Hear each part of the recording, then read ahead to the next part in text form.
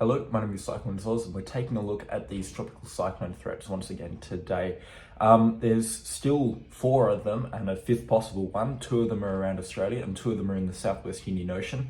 And 3 of them are significant land threats. We've got a lot to get through in this video, so stick around to the end.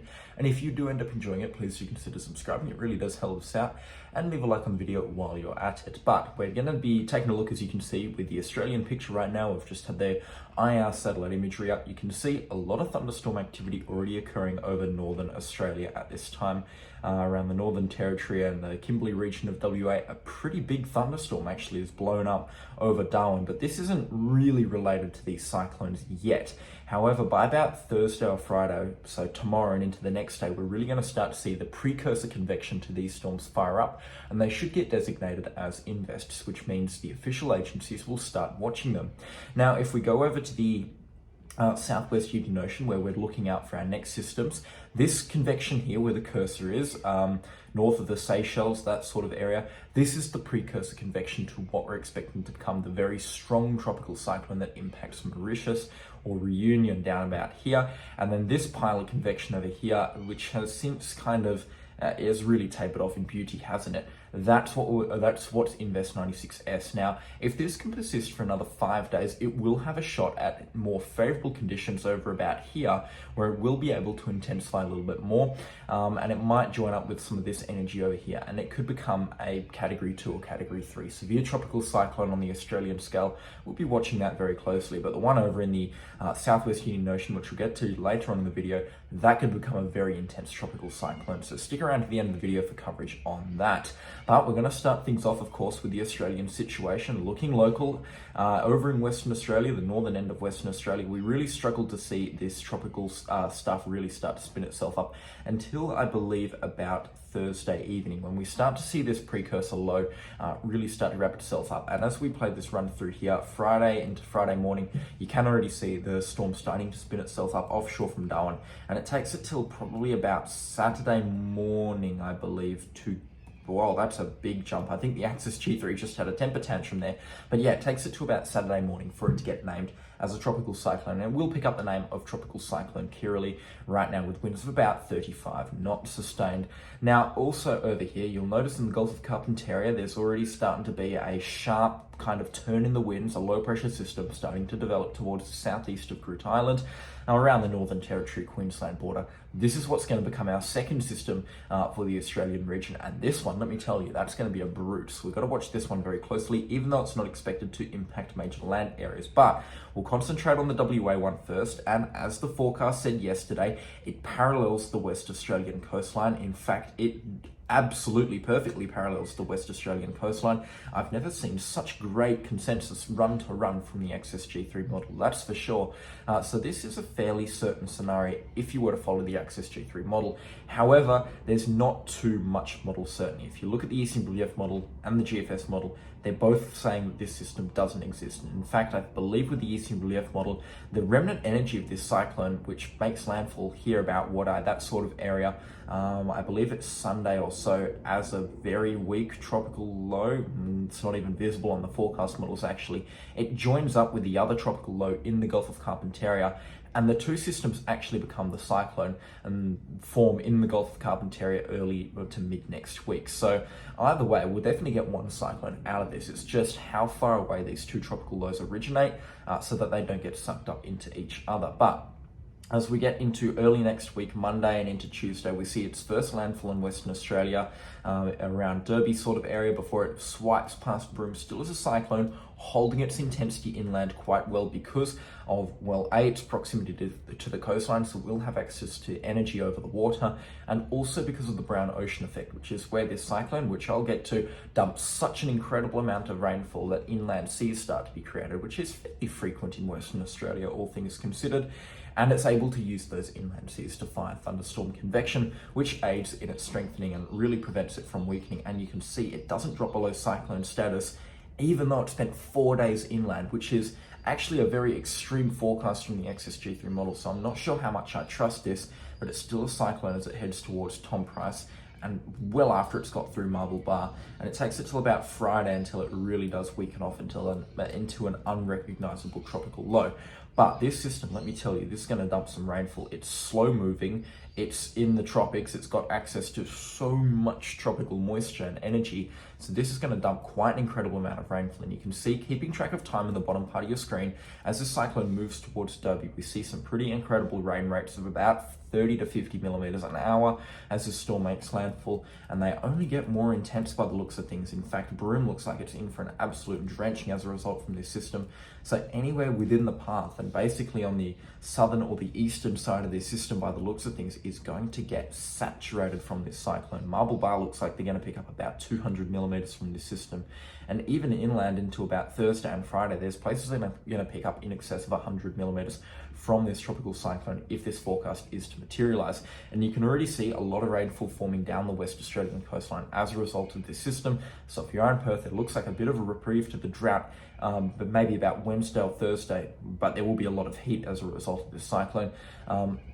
So that's a bit of good news here. However, why am I not completely sold on this forecast? Well, it's because of the fact that this cyclone has to form quite far away from this other tropical low. If these cyclones form both in the Northern Territory waters on about Saturday or Sunday, or the tropical lows do at least, then they're probably going to end up sucking into each other and forming as one tropical low. However, if they form far away from each other, then it's pretty likely we'll see two tropical cyclones as a result of this tropical energy and moisture. And you can see by about Wednesday and into Thursday, the eastern WF calling for this tropical low to bounce around in the Northern Territory. The GFS, I believe, is calling for this tropical low to start moving towards the Gulf of Carpentaria, and it develops there. It doesn't really give it a chance, actually, which is interesting. The only model that really blows this system up, which is why I'm still quite uncertain about this system's future, is the Access model, which is sometimes quite unreliable with tropical cyclones, but most of the time it's not too bad in terms of determining track or time. But you can see by about Thursday and into Friday, is this a really strong cyclone? Pressure of 963 millibars, you're probably looking at something approaching that category 3 or even category 4 threshold here. Yeah, definitely a category 3 at this point.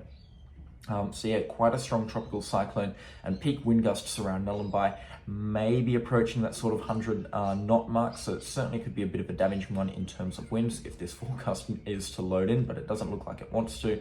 So we're going to jump over and take a look at rainfall accumulation. Now, the slow moving nature of both these tropical lows means so much rainfall is expected as a result of these systems. And you can already see it over in Western Australia. There's widespread places that are picking up over 100 millimeters in those blues, 200 millimeters in those purples, 400 in those pinks, and about 800 in those light pinks and whites. And you can already see one or two places picking up close to 1500 millimeters in those white marks, but that is fairly remote and it's outside of any major population center, so I'm not overly concerned about it. But what concerns me is the amount of rainfall expected to fall in the desert, up to 400 millimeters in places, and one or two spots might get up towards 500 millimeters in places that only receive maybe 200 or 300 millimeters in one calendar year. So 2 years worth of rainfall cannot be ruled out for some locations. And I'd also like to point out just how much rainfall is expected from this second system. In some spots, maybe 2 meters, and this has been consistent for days at this point from the Access G3 model. So we're going to have to watch this situation closely, because if these two systems develop as the Access G3 model is saying, then there will be places picking up close to this amount of rainfall from the Access G3 model. Thankfully, this is a very remote corner of Australia, so there's nothing too big to worry about in terms of major population centres, but that is still a vast amount of rainfall to be receiving. Now, you can already see the tails of the Southwest Indian Ocean systems over here starting to develop because of the rain accumulation on the Access G3 model. So we're going to switch it over to the winds now and actually take a look at these systems. You can see the Access model is calling for something absolutely stupid with two simultaneous systems about 100 kilometers away from each other, so that's not going to happen. But if we were to take a look at the ECMWF model, which I would class as a fairly reliable model for this forecast and for this neck of the woods, you can see that we do start to see this cyclone really develop. And I've kind of just played its life back in reverse, but it takes it till about Friday until it becomes a recognizable tropical depression or so. And if you start playing it through Friday and into Sunday, it takes it till about Saturday night to become a fully fledged tropical cyclone. probably a moderate tropical storm at this stage before rapid intensification kicks in and we see this cyclone become very, very strong indeed. That's nearly Category 3 status on the Saffir-Simpson scale. So you're looking at maybe an intense tropical cyclone as it approaches Reunion and Mauritius. Now, it looks like it's going to just slide in between those islands, but it's still very likely that Mauritius will receive hurricane force winds from this cyclone. The GFS model calls for it to swipe past towards the east, which is probably a better case scenario, but the GFS is also calling for a far stronger storm with a central pressure of 955 millibars. Now, because of how primed conditions are for tropical cyclone intensification here, I believe wind shear is low and sea surface temperatures are also very, very high for this time of the year.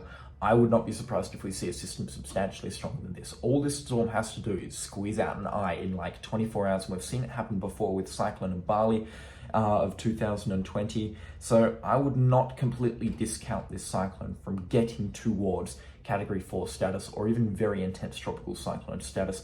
This is a system we have to watch very, very closely, that's for sure, because it could get very strong indeed. And if this system does get named on Saturday before what could become this system over here, the kind of formation of 96S, it will get the name of Bilal, and then the next name on the naming list is Candace, which will go to the next system after that, which you can already see. There's a couple of candidates firing up over Madagascar, and we've had this for a while with a possible tropical storm in the Mozambique Channel, but I don't think it materializes on this model run. And yeah, as Bilal dies off, yeah, it really doesn't materialize. And we start to see this cyclone over here, which it'd actually be pretty touch and go if it gets named in the Australian region or if it gets named in the Southwest Indian Ocean region. So we'll be watching this one quite closely. If it gets named towards the east of this cursor mark here, then it'll get an Australian name. If it gets named towards the west of that cursor here over here, then it will get the Southwest Indian Ocean name from Meteo, France. And I don't believe there's many forecast models that promote it forming towards the towards the west of that or the east of that cursor. Actually, the Access G3 model does promote it, or it promotes a second tropical low actually. So yeah, there's actually a lot going on in the tropics. There's more than I thought when I first did the initial model check before making this video. But yeah, the GFS is sort of the only model that calls for its formation. Yeah, I believe that's true. So yeah, that's interesting. And now rainfall, as we all know, historically Reunion can receive vast quantities of rainfall from these tropical cyclones, and this situation is going to be no different. There's going to be places that pick up over 1,000 millimeters from this cyclone as it makes passage, even though it'll make passage in like 12 hours. That's just how Reunion works. And yeah, that's a pretty unanimous picture from all of the other forecast models.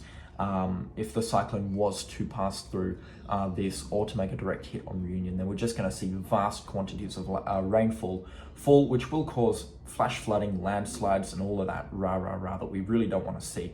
But yeah, just tremendous quantities of rainfall expected to fall Tuesday night into Wednesday morning if this forecast is to materialize, and it sticks around into Wednesday afternoon. But yeah, that's just the way Reunion works. It's a very, very wet part of the world. And yet they do receive a tremendous amount of rainfall from these tropical cyclones. So if you are in Mauritius or Reunion, make sure you're preparing for a possible tropical cyclone. Keep on top of Meteo, France, because I'll be bringing you the latest in their tropical weather bulletins. And please do keep on top of the latest with us. So by doing that, means to subscribe and leave a like on the video while you're at it, and tell me how I can improve in the comment section down below. And if you're also interested in the Australian systems, also do consider subscribing, because your support really does help us out. We want to get to 6,000 subscribers. But that's about all from me. Thank you so much for sticking through us with the weather coverage, and I can't wait to bring you more. It's been a pleasure bringing you the weather coverage, and I'll catch you all in the next storm. Goodbye.